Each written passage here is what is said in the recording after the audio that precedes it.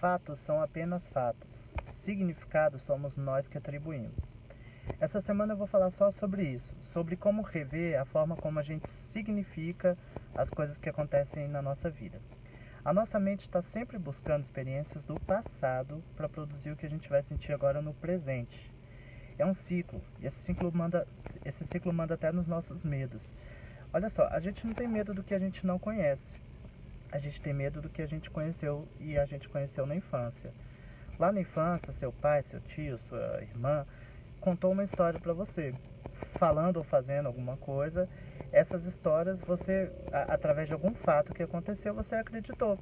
E porque você acreditou naquela história de alguém que você ama, de alguém que você tinha como referência, hoje você tem um medo, algum medo que você tenha hoje. Amanhã a gente fala mais sobre isso. Bom dia. Ontem a gente falava que a gente atribui significado às coisas baseado nas nossas experiências. Hoje eu vou falar sobre alguém que foi um mestre em dar um novo sentido aos fatos que acontecem. Jesus Cristo. Jesus Cristo ressignificou os costumes que eram praticados na época, mas como que ele fez isso? Ele fez isso porque ele foi na essência das coisas. Ele não olhava os fatos nas visões que os outros traziam para ele. Ele olhava os fatos sobre o que eram os fatos. Foi assim com aquela pecadora que estava para ser apedrejada. Ele olhou para aquela cena e foi na essência. Pecadores tentando matar uma pecadora. E aí ele falou o que você se lembra. Só que a essência disso é o amor. Para ressignificar qualquer coisa na direção da superação de um medo, é preciso amor. Foi isso que Jesus trouxe. Amor. Bom dia. Nós já falamos que fatos são apenas fatos e que significados somos nós que damos. Falamos também sobre como Jesus trouxe novos significados para as coisas. Bom, Jesus fez isso com amor. É preciso ter amor, porque sem amor não tem mudança positiva. O amor é aquela luz interior nossa que precisa ser acesa para iluminar a nossa consciência e assim permitir que a gente seja capaz de iluminar qualquer fato que tenha acontecido. Todos nós temos o amor em nós. Só que o amor é como uma semente que precisa ser plantada, regada, cuidada. Então, vamos começar a tirar o olho da gente, começar a colocar o olho no outro, começar a olhar o outro, vai fazer com que a gente perceba muita coisa na nossa vida, com que a gente expanda muito a nossa consciência e consiga realmente ressignificar coisas na nossa vida. Até amanhã. Ao longo dessa semana, a gente está falando muito sobre a relação entre os fatos e o significado que a gente dá para eles. O objetivo é mostrar que a gente pode ter um novo olhar sobre as coisas que acontecem e assim conseguir alcançar mais sucesso e mais felicidade na vida. Nesse sentido, então, eu vou dar algumas dicas para você conseguir isso. A dica número 1 é celebrar as pequenas conquistas. Não deixa para celebrar só as grandes vitórias, sabe? As pequenas conquistas, elas são o combustível para que você consiga praticar a gratidão na sua vida, mas a gratidão genuína, porque ela ajuda a conquistar as bases para conquistas maiores. Celebrar as pequenas conquistas é a chave para manter viva a fé em você mesmo, nos seus sonhos, nos seus projetos. Se você não consegue mais acreditar nos seus sonhos e projetos em você mesmo, a sua mente começa a te boicotar na busca por esses seus sonhos. Bom dia. Dica número 2. Fale para as pessoas como você se sente quando alguém fala ou faz alguma coisa que te chateia.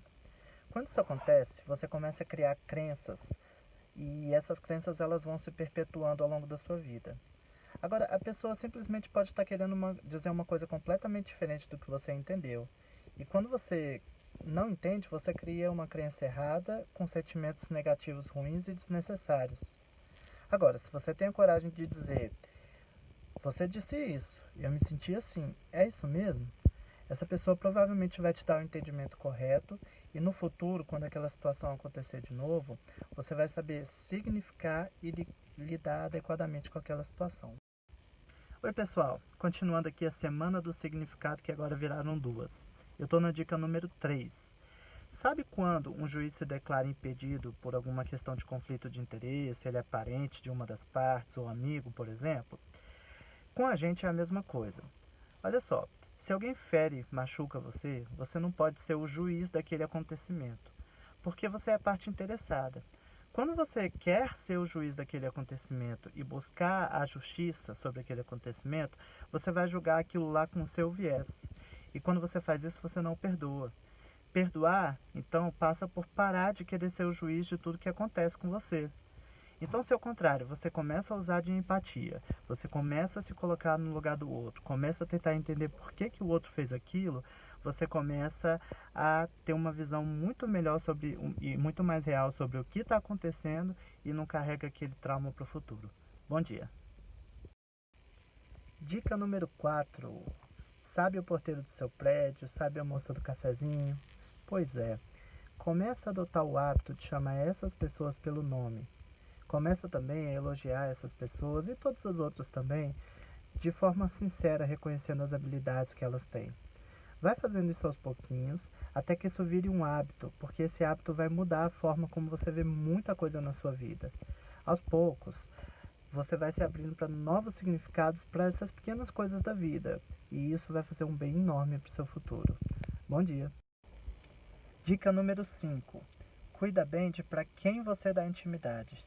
Não dê intimidade a pessoas que não tenham habilidades complementares às suas, que não tenham princípios e valores semelhantes aos seus, ou ainda que não acredite nos seus sonhos. Sabe por quê? A intimidade ela é lugar do coração aberto, é o lugar propício para mudança de mindset, o lugar propício para estabelecimento de novas crenças, sejam elas boas ou ruins.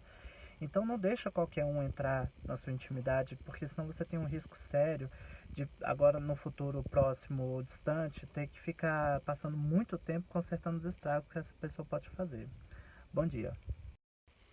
Oi pessoal, estou encerrando aqui a Semana do Significado dando uma dica bônus para você.